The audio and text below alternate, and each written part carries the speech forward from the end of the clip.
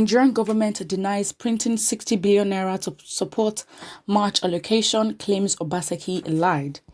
The federal government has described as untrue and sad the comment by Godwin Obaseki, governor of Edo, that 60 billion naira was printed in March to support federal allocation to states. Zainab Ahmed, Minister of Finance, Budget and National Planning, said this while answering questions from the State House correspondents on Wednesday. The issue that was raised by the Edo City governor for me is very, very sad because it is not a fact. What we distribute at FAAC is a revenue that is generated, and in fact, distribution revenue is public information. We publish revenue generated by the FIRS, the Customs and the NNPC, and we distribute at FAAC. So it is not true to say we printed money to distribute at FAAC. It's not true, she said. So let's reread that statement. She said what we distribute at FAAC is revenue that is generated, and in fact, distribution revenue is a public information. We publish revenue generated by FIRS, the Customs and NNPC, and we distribute at FAAC. So it is not true to say we printed money to distribute at FAAC. Okay, fine. But you're not... Okay, fine. That's fine. But you're not denying that 60 billion naira was shared amongst you guys. So where does that money come from? And what is it from? What revenue is being generated from that money? Like, how did that money become revenue of what? Like, do you get what I'm saying? So it's like, okay, fine. You've said it's not true. So what? 60 billion is a lot of money. Okay? So fine, it might not have been printed, but it was shared because you didn't deny that fact. So now, where did the money come from? And why are you sharing that kind of amount of money? Because that gives, because we distribute. She said what we distribute at FAAC is a revenue that is generated. So you distribute money. That is what she's trying to say. But then 60 billion is such a huge number. Why aren't you sending it into account? I mean, you guys are politicians at the end of the day. They'd understand that, this is... Because again, because it's like, why would you... Because like, if you're sharing money physically, like in bags, and you're sharing money, like, that is a sign, and that is not a good connotation, because then we link that straight up to money laundering, which is a whole different situation, because that is a huge amount to share. So why was it, and if you're sharing it amongst a lot of people, surely the number would obviously fall, but why are you not sending it straight into bank accounts? Because that is obviously a way to trace where the money is coming from. So obviously we see that there's a lot of inconsistencies, first of all, and it's a bit crazy. It is. Let's talk about the comments here. First, someone says, Obaseki knows the consequence of such allegations against the Nigerian state. He's a man of a few words, certainly not a liar. But the thing is, it's just, well, okay, yeah, you can say he knows the consequences, but again, I just highly doubt that this news was... Because where do we know where Obaseki stands? Because these politicians are one way. They defect from one party to another. So how are we meant to know that whatever they're doing is not planned to get a reaction from us? And it's like, these people are not reckless. They know what they're doing. They know how to make the country better. They're choosing not to. So again, a key comment here is like, you know what?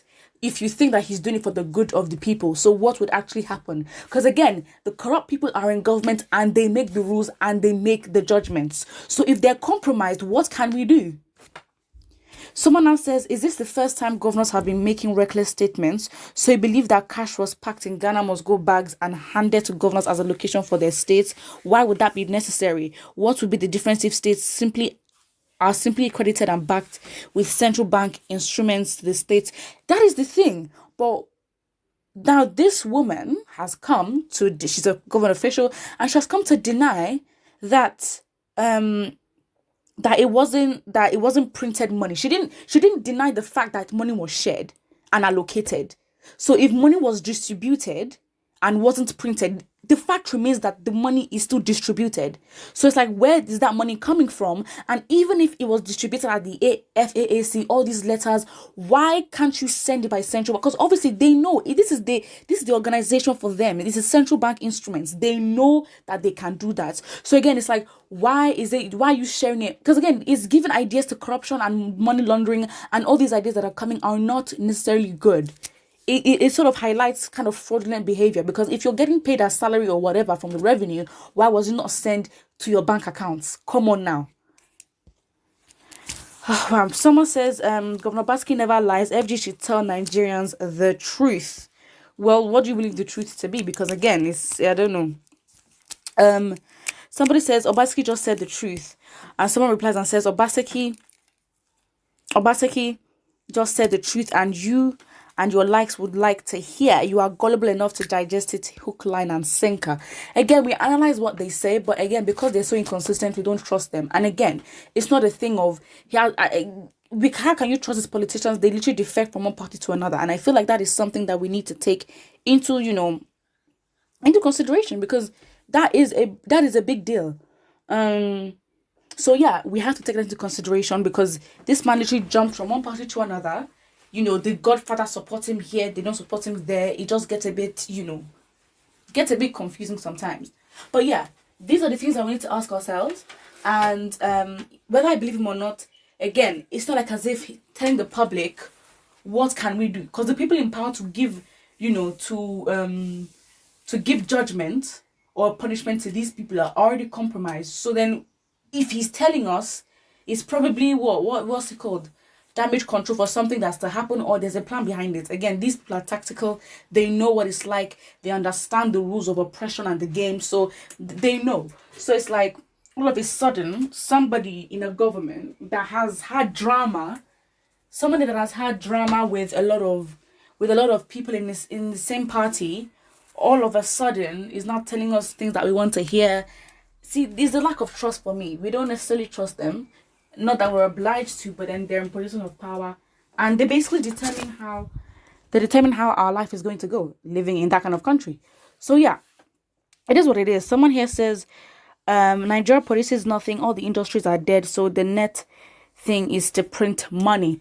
That is true as well, but then obviously when you have monopolies like Dangote, like how are you gonna have innovation and entrance into new industries? It doesn't happen like that. So yeah. Another person says, you be fooling yourselves, you can't fool us anymore. I mean, again, at this point, if you're over 18 or officially an adult, you are going to be responsible for what you digest. And unfortunately, we don't know what to believe. So again, I think this highlights that we need to be accountable for who we put in power, even down to a local government chairman. I say down to a local government chairman like as if there's some underlying unimportant, but they're a really huge part of the money laundering and the corruption and everything. So again, nobody in the Nigerian government is not influential or important. Put what you think in the comment section below, and do not forget to like and subscribe.